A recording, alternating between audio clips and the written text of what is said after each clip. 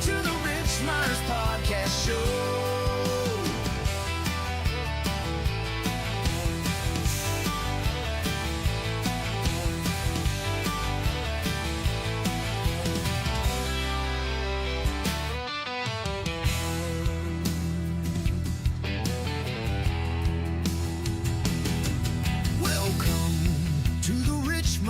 Podcast Show. Hi, everybody. I'm Rich Myers, and welcome to the Rich Myers Podcast Show. I'm here tonight with Tim. How you doing? Well, I'm doing fine. I listened to your track, 90 on 80. Oh my gosh, that's just I wasn't even sure that had come out yet, but I thank you for verifying that. Okay. You heard it first here. Oh, okay. I thought it was pretty good. What influenced it? Well, there's a song that Chuck Berry wrote called "The Promised Land." I don't know if you've ever heard it, but it's about a guy. He starts at his home in Rock Hill, Virginia, and he goes all the way across the country to California. Wow. And he's talking about really all the problems he's having. You know, the bus breaks down, and finally he ends up on an airplane, and he manages to land in California. So I thought, gonna maybe try that idea again, a little different approach, and so that was the inspiration for it. Wow. That's pretty awesome. I'm in Virginia. Well, let's take a listen to it.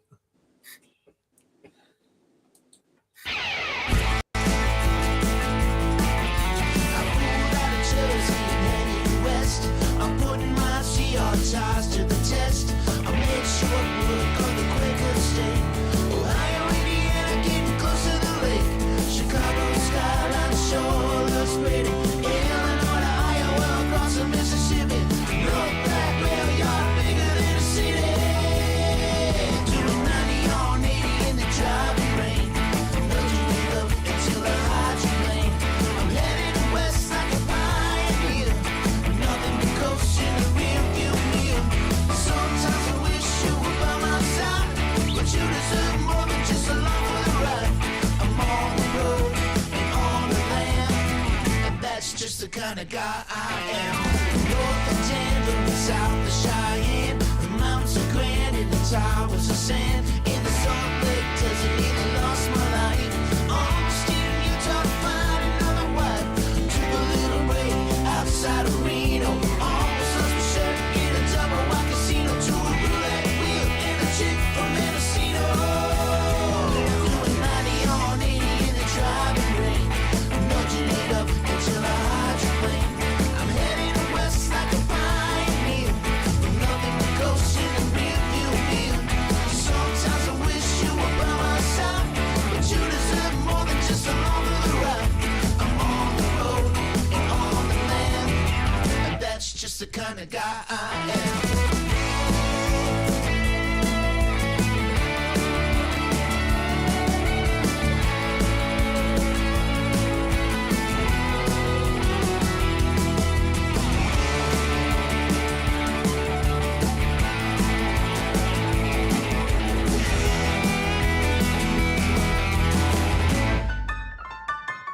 I reached California at the break of dawn. The wipers were off, but the lights were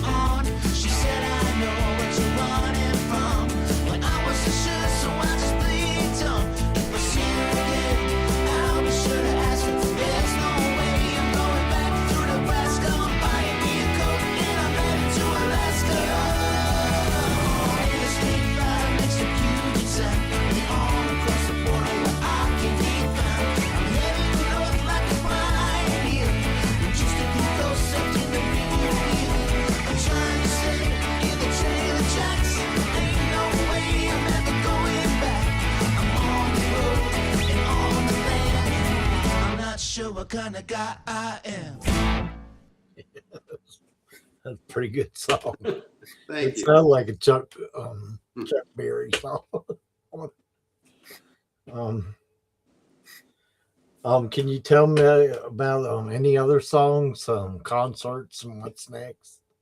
Well, nothing on the concert schedule right now. It's it's award season nomination time, so I'm focusing on trying to get my stuff into as many potential contests as I can. We released a fourth album last year called Just Before Dawn, so I got that, and then we put a few singles in there. This actually came out too late.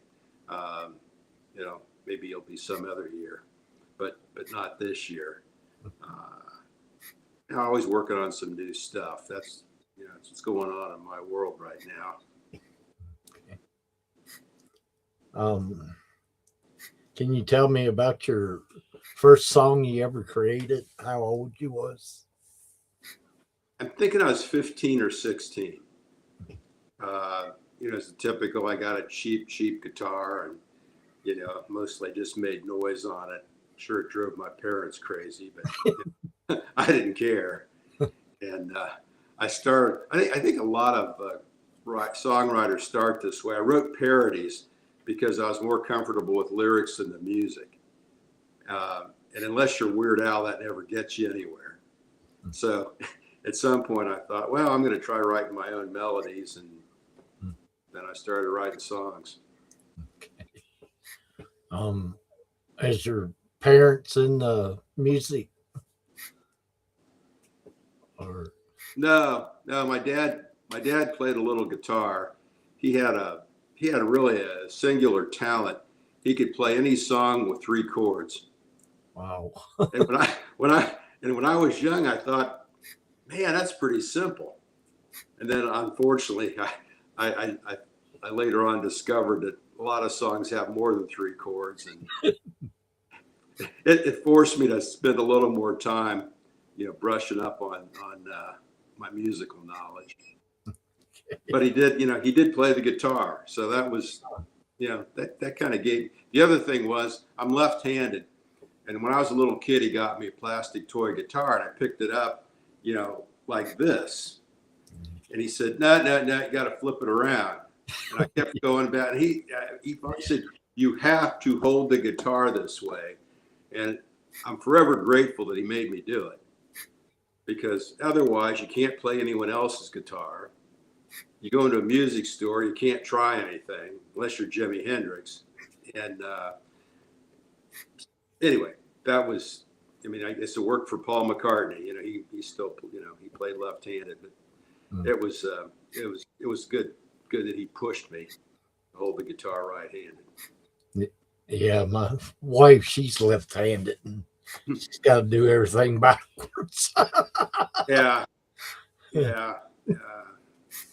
For a lot of stuff, it doesn't matter. But if you're going to play a stringed instrument, you really got to look at it as a right-handed instrument.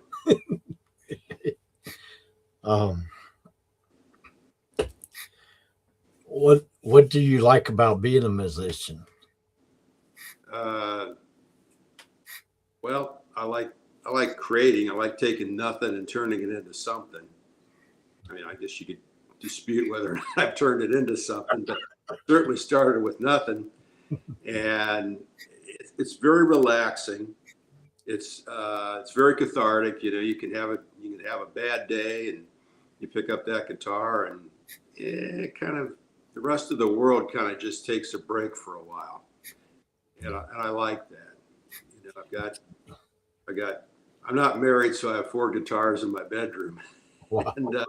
And in the middle of the night, I'll wake up, come up with some kind of an idea, and sit there for a couple hours and mess around with it. And nobody says anything. My dog likes anything I play, so she's okay with that. So like an outlet for you. Yeah. So that's a great thing about music. Steve Vai, the great guitar player, said in an interview a long time ago, he says, you could be you can be the biggest loser kid in school. You can be bullied. Doesn't matter. But if you know 3 chords on a guitar, you can just escape into your own little world. And I think that's true, even if you're not the biggest loser in the world, but you're just you kind of need to get away, and you don't have to go out somewhere. You just pick up that guitar and start strumming, and of course, you don't always get that idea. Sometimes you start strumming, and 15 minutes later, I go, "That's just not happening right now." And I think I don't let that frustrate me. I know some people, the minute something doesn't go their way, there's like a crisis. But I figure, maybe a few hours from now, tomorrow, whenever, I'll get an idea. Yeah, you write something down and then go back the next day, and then you change it. Well, that happens. What frustrates me sometimes is I don't bother to write something down. It'll be the middle of the night and I don't have anything to write with, and I'll go, well, obviously I'm going to remember this. Well, usually it's like 3 days later, I'll go, oh my gosh, I had an idea. And sometimes I remember it. Sometimes it's just lost to history. Okay. All right. What's the best advice you ever been given as a musician? Don't quit your day job, which I haven't. I don't know. I don't remember anybody telling me one thing that just inspired me. Mm. A lot of it, I think, is just getting encouragement from people. When I was a kid, teenager, young, there were guys in the neighborhood who were several years older, and they were instrumentalists, mostly guitar players. They were very, very kind. They would spend time with me, showing me stuff, and they didn't have to. They didn't, they weren't charging me for lessons. They'd just say, "Hey, let me show you something." And to this day, I appreciate the fact that they would take the time, to help a kid out. Wow. Yeah. My best advice I ever been given is always be yourself. Never be somebody else. Well, I think that's generally good advice, unless you really suck. But I do think it's a mistake to say, I'm going to try to write a song like Bob Dylan, or I'm going to try to write a song like John Lennon, because it's just not likely to be a very good song. You really have to find your own voice. Clearly, if someone says, well, who have your inspirations been? Well, Dylan, the Beatles, Tom Petty, Woody Guthrie, Roger McGuinn. But I don't think I ever sat down and said, I'm going to try to write a song that sounds just like somebody else would write. Because, especially with Dylan, there's stuff he can get away with that hardly anybody else could. But there's just something about the way, his confidence, the way he delivers it. You go, yeah, that sounds pretty good. But 99% of the rest of the world, it would sound pretentious. Yeah. They go, yeah, we see what you're trying to do, and it's not working.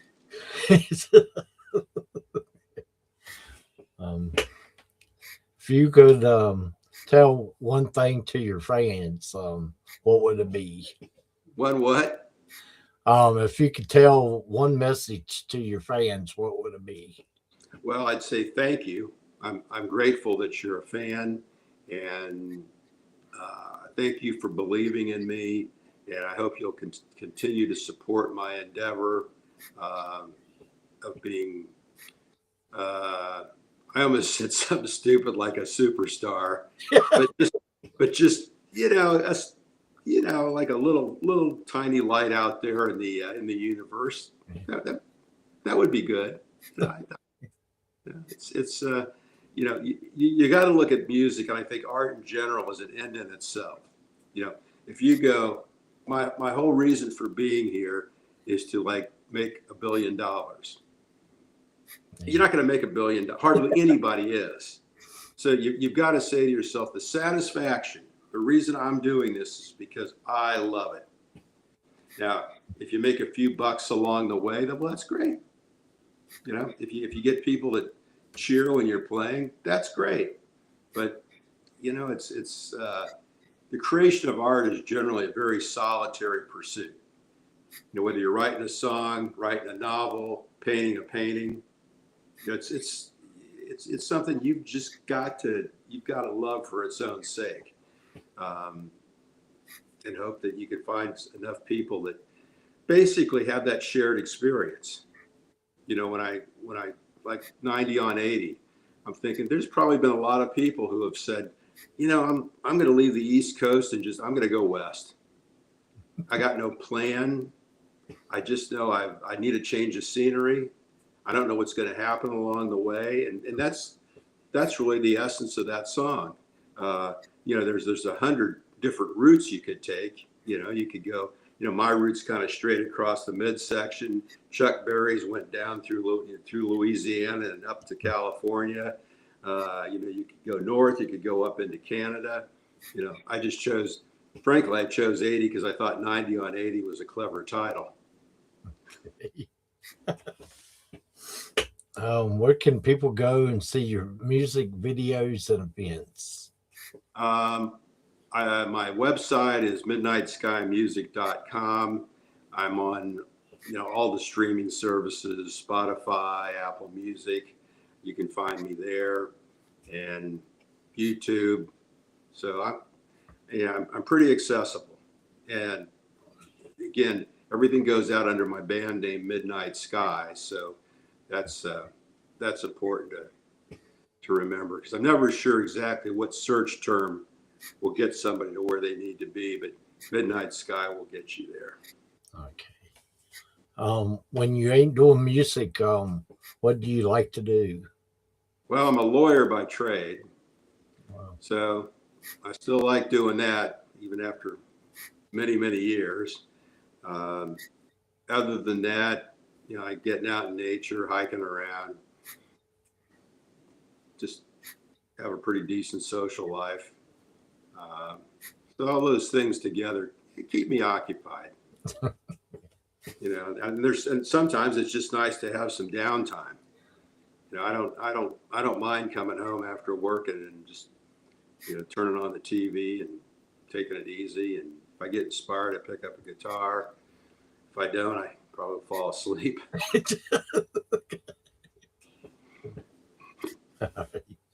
Well, thanks for being on the show tonight. I really enjoyed having you. Well, I enjoyed being here. I appreciate the opportunity. Okay.